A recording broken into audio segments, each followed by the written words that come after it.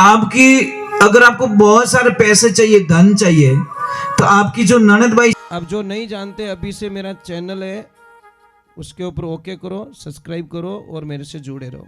बहुत सारी बातें ऐसी बताई है मैंने जो पवन सुत हनुमान की, पधारे हुए सभी भक्तों की, बोली महादेव की।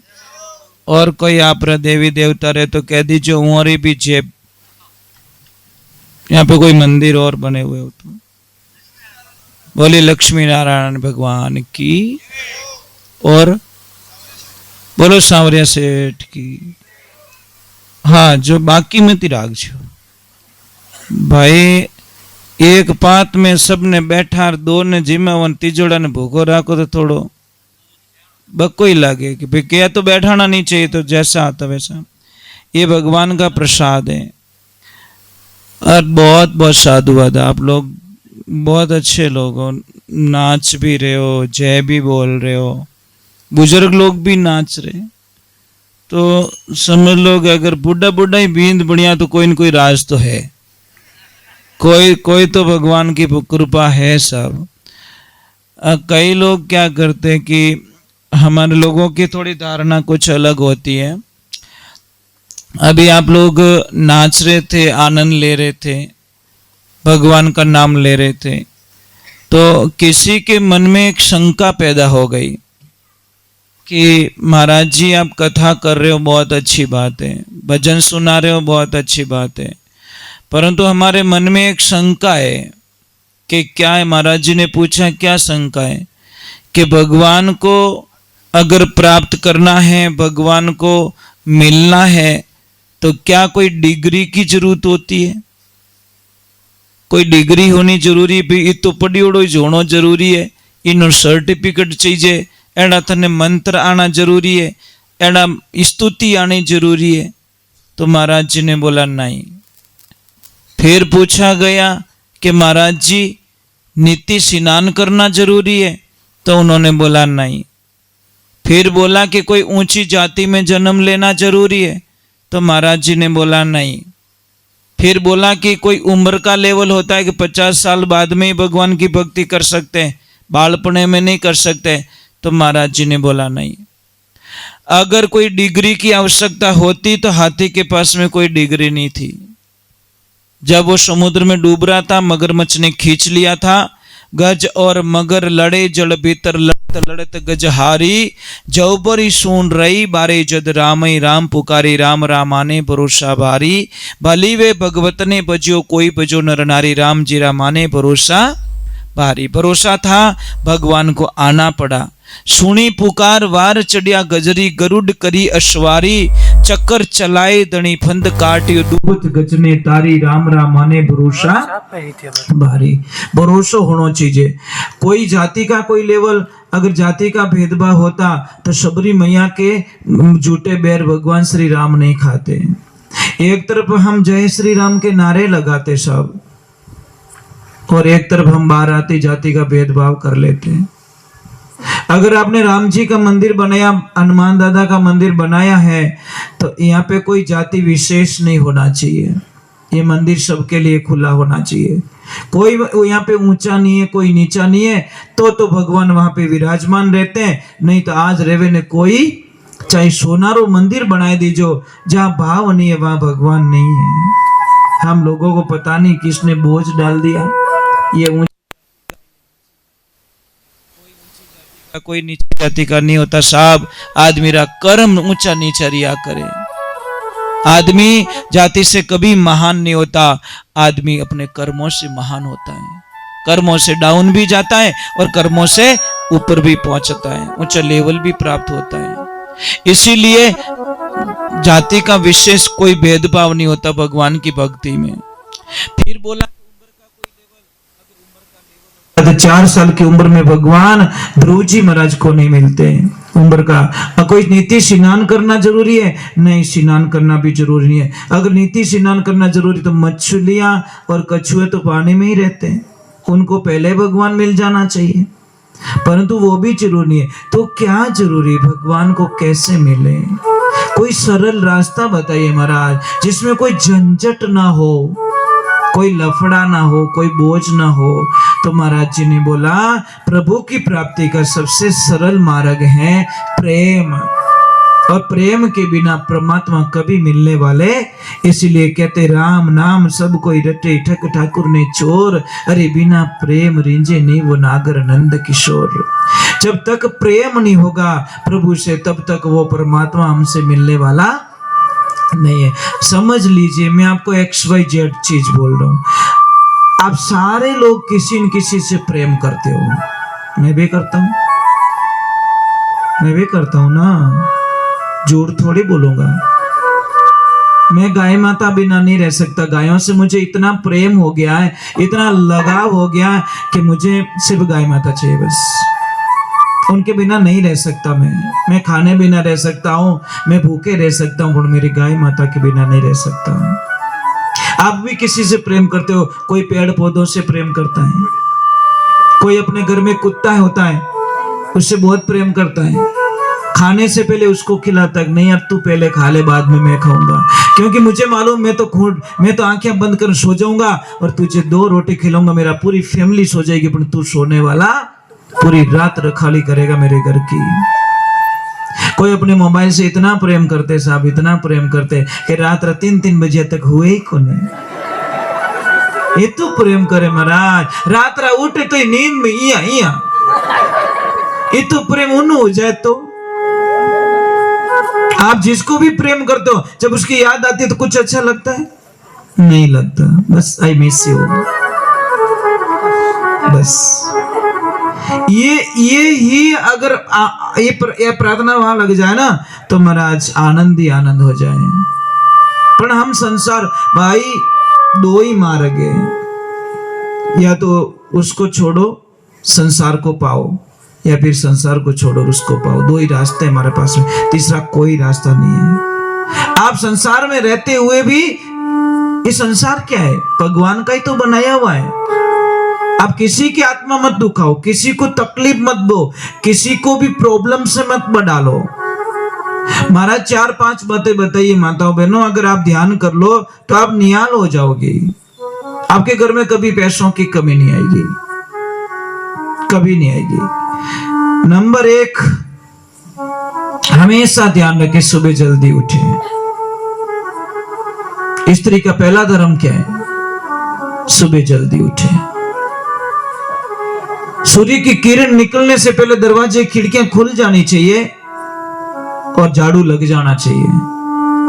कोई तो 9:30 बजे उठ बाको फाड़े 2.5 इंच रो, पछे बिना मुंडार माने चाय ने हेकणी पड़े, ले कप भरियोड़ो कटोरो भरन पीन पछे ठा पड़े मैं घरे ही जू कहीं, मतलब मैं अड्डी हूं कटे 12 बैठी हूं। क्या लफड़ा महाराज, उस घर में बर्बादी के अलावा कुछ नहीं मिलता साहब। शास्त्र में लिखियो जिन घर में माता बहना लेट उठे उन घर की बर्बादी दुनिया में कोई रोक नहीं सके। दूसरे नंबर माताओं बहनों, आपके घर में बिखरे हुए बाल नहीं होना चाहिए।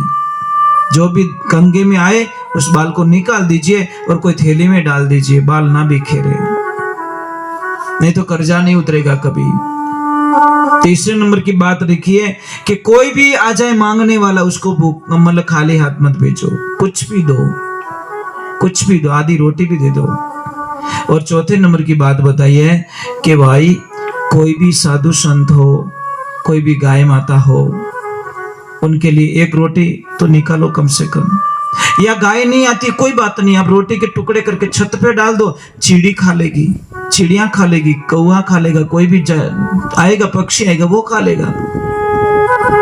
1 रोटी तो डालो कम से कम। और 5वें नंबर का नियम है कि अगर आपको बहुत सारे पैसे चाहिए, धन चाहिए, तो आपकी जो ननद भाई सा घर पे आए उसको कभी दुखी करके मत भेजना। खूब देना अपनी ननद भाई साहब को, भाई जी थारे चीज कोई ले जाओ, मैं थाने कहीं मना नहीं करो। और जिस दिन ये कह देगी भाभी ननद भाई साहब को, तो उस घर में बोलते धन की कभी कमी नहीं आती। महाराज आपको बताएं, बेटी होती है बेटी, जब तक बाप जिंदा रहता है साहब, जब तक अपना हक इतना जताती है जिसकी कल्पना नहीं कर सकते आप। इतना हक जमाती है बेटी, कहीं के वे हमारा बाप रो करे ध्यान रख छो। मजाक नहीं करूं, छोटी छोटी बात पे वो लड़के भी ले लेगी, क्योंकि उसको पता मेरे पापा है। जब पापा दुनिया से चले जाते हैं, समझ लेना, जब जोर से कोई आवाज आए तो सोच लेना इस सिर्फ उसकी बेटी ही ऐसे रो सकती है, दूसरे में से की औकात नहीं है जो उस आदमी के लिए इतना रो पाए। कोई उसकी पत्नी भी नहीं रोएगी, साबित नहीं है। बेटी को देखना, कई बेटियां होश भूल जाती है, बॉडी पे आने पहले हॉस्पिटल ले जाई जाती है, क्योंकि बेटी कभी नहीं चाहती कि मेरे पापा दुनिया से चले जाए, कभी नहीं चाहती महाराज। बेटी इतना प्रेम करती है पापा से कि वो सब दुनिया के दुख सहन कर सकती है, अपने पापा को खोना नहीं चाहती महाराज। और जिस दिन पापा दुनिया से चले जाते हैं ना, बेटी के सारे अरमान टूट जाते, अब कुछ नहीं बचा मेरा पियर के अंदर, क्योंकि ना तो वो राज मिलेगा ना मुझे वो लेवल मिलेगा। और पापा भी तो बेटी से कहां कम प्रेम करते साहब, कहां कम प्रेम। बेटा ने हाका कर लिया, पर बेटी ने हट रहा, क्या करे काल। इसीलिए हम बेटियों से प्रार्थना करते हैं कि बेटा लाइफ में, एक जिंदगी में ध्यान रखना, अपने पापा को कभी धोखा मत देना। बस हम तो इतना ही कहना चाहते हैं, क्योंकि पापा सब दुख सहन कर सकते साहब, पर बेटी आंखें आंसू नहीं देख सके। इसीलिए ध्यान रखे, अगर पापा नहीं है, उसकी भाभी का फर्ज बनता है, उसके भाई का फर्ज बनता है कि मेरी ननद भाई सा घर पे आई है, इसको पापा की बिल्कुल याद ना आने दे, तो उस घर में आनंद ही आनंद, लक्ष्मी रहती है, सब कोई चीज की कमी नहीं रहती। पर आजकल तो भाई भी बहन को देता नहीं तो छाने छाने हेल्प करनी पड़े। समझ में आ रही, डरता है बेचारा, डरता है, इतना डरता है। कोई बहन को पता चला, बहन को पता था मेरे भाई, मेरे माँ बाप तो है नहीं, पर मेरे भाई बहुत पैसे वाले हैं, और बहन में इतनी मुसीबत है, आगे सुबह लाई तो शाम को नहीं, शाम को लाई तो सुबह नहीं, पति बीमार पड़ा, बच्चे छोटे छोटे, मजदूरी पे जाए, नरेगा में जाए, काम करे और अपना घर चलाए। उसने विचार किया मेरे भाई साहब बहुत पैसे वाले हैं, मैं जाती हूँ पतिदेव कुछ हेल्प लेके आती हूँ और थोड़ा कमाई करके मैं वापस भाई साहब को दे दूंगी।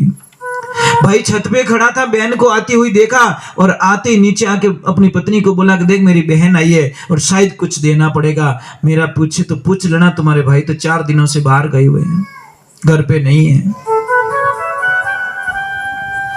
जैसी बहन आती भाभी को प्रणाम करती है और प्रणाम करती कहती भाभी साहब हमारा भाई साहब कटे कि भाई जी आप भाई साहब तो 4 दिन हो गया बाहर चले गए हैं।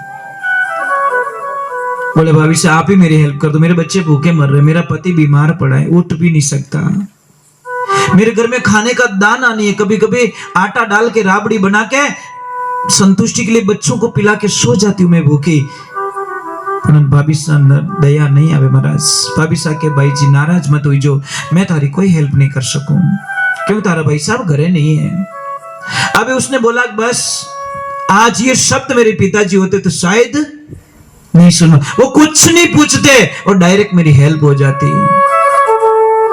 महाराज वो रोती हुई जैसी बाहर निकली और जैसी बाहर निकली सामने एक चबूतरे पे एक भाई बैठा था, वो बोले बहन क्यों रो रही है, कि मेरे भाई साहब के पास हेल्प लेने के लिए आई, मेरे भाई बाहर गए। तो उसने बोला बहन मैं तेरी जात का नहीं, मैं तेरे परिवार का नहीं, मैं तेरी समाज का नहीं, पर बहन मैं तारे गांव रो तो भाई हूं, भाई गांव रो तो भाई हुआ करे क्या नहीं होता, भाई गांव का भी तो भाई होता है, कि बहन मैं तेरे गांव का तो भाई हूं, चल तुझे क्या चाहिए। अंदर से आवाज आई लक्ष्मी जी कि हाँ पति देव ननद भाई से आया है, यानी कहीं कहीं जो चीज को दे दो, अरे लक्ष्मी मिले तो ऐसी मिले महाराज। उसने तो पूरा गाडो ही भरन दे दियो, बैल गाडो, धान दे दिया, बिस्तर दे दिया, पैसा दे दिया और बेटा ने रवाना करियो, जा बेटा बुआ जी को छोड़ के आ इनके ससुराल। जैसे ही दोनों चले गए, पीछे पति पत्नी दोनों बात कर रहे कि हे पति देव अगर हमारा बेटा गया और हमारे ननद भाई ने कुछ बना के उसको जिमा दिया, वो जिम के ऐसे ही आ गया, उसके बदले में कुछ ना दिया तो हमारा धर्म खत्म हो जाएगा। पर जैसे 2 दिन होते हैं बच्चा आता है अकेले ही पैदल पैदल, तो पापा मम्मी ने पूछा बेटा बैलगाड़ी कहाँ है, अरे पापा जी बुआ जी ने मुझे भोजन जिमा लिया, जेब चेक किया तो 1 रुपया नहीं निकला, देने के लिए कुछ था ही नहीं मेरे पास, बैलगाड़ी थी दे के आ गया, खाने के बदले में इसलिए शास्त्र कहता बहन और बेटी के घर का कभी खाना नहीं खाना चाहिए।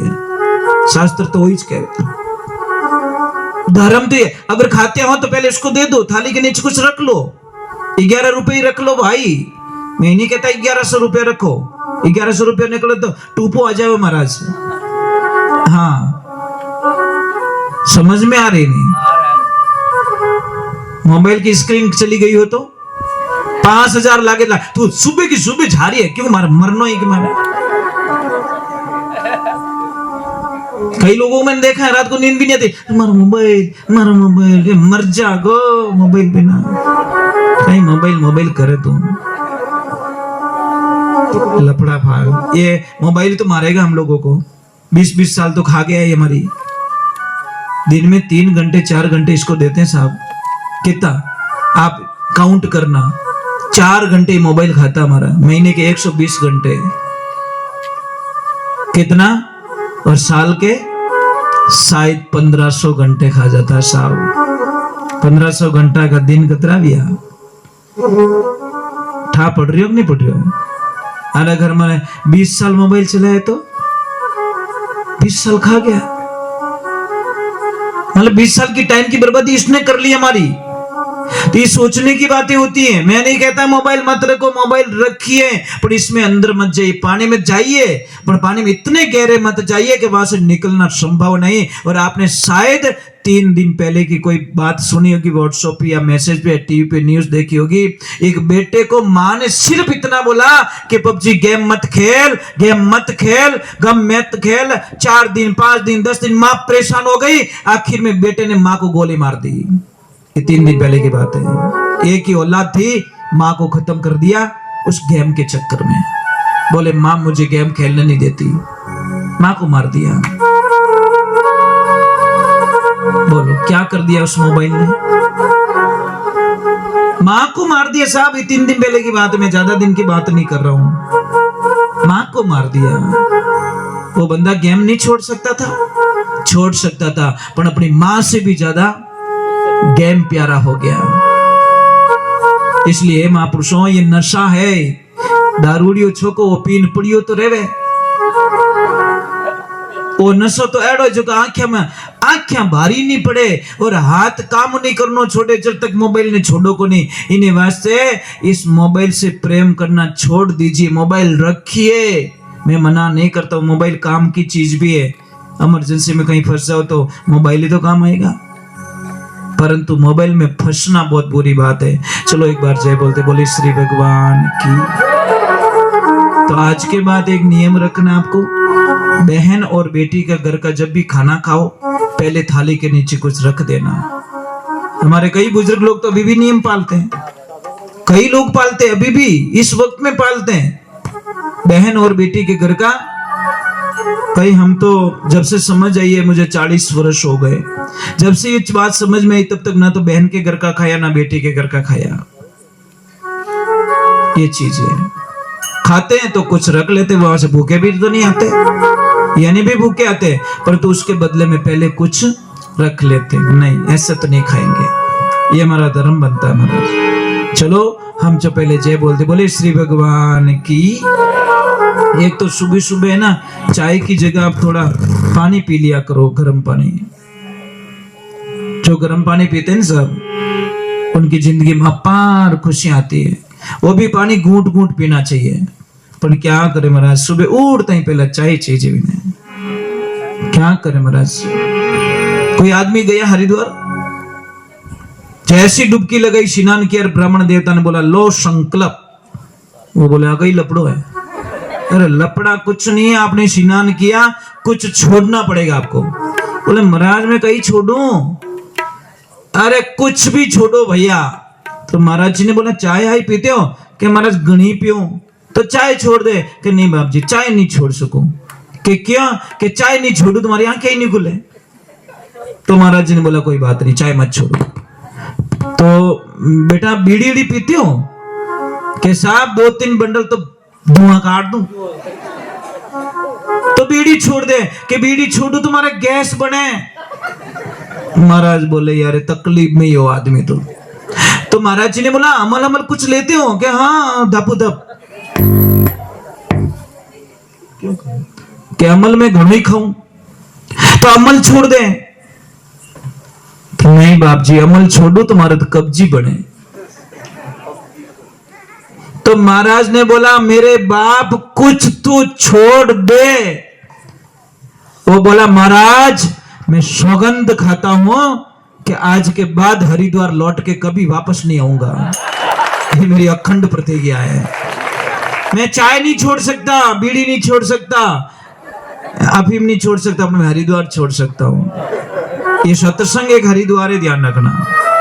क्या है? हरिद्वार है। बोले श्री भगवान की। अरे ये तो फूटो शरीर दियो नहीं में कचरो, बड़ा गंदा लगता है महाराज। अत्रो फूटो शरीर दियो थाने अजब बनायो महाराज भगवान खिलौनो माटी को। हे हे गुरु महाराज जी की प्रार्थना, भाई थोड़ा मजबूत रहिए। थोड़ी देर 5 वाणी जब तक नहीं हो जाए तब तक कोई पानी वगैरह वगैरह बिल्कुल अलाउ मत करना। थोड़े मजबूत रहना, क्योंकि नींव रो भाटो है वो मजबूत लाग जाओ तो पचे चुनाई भी बढ़िया रहे।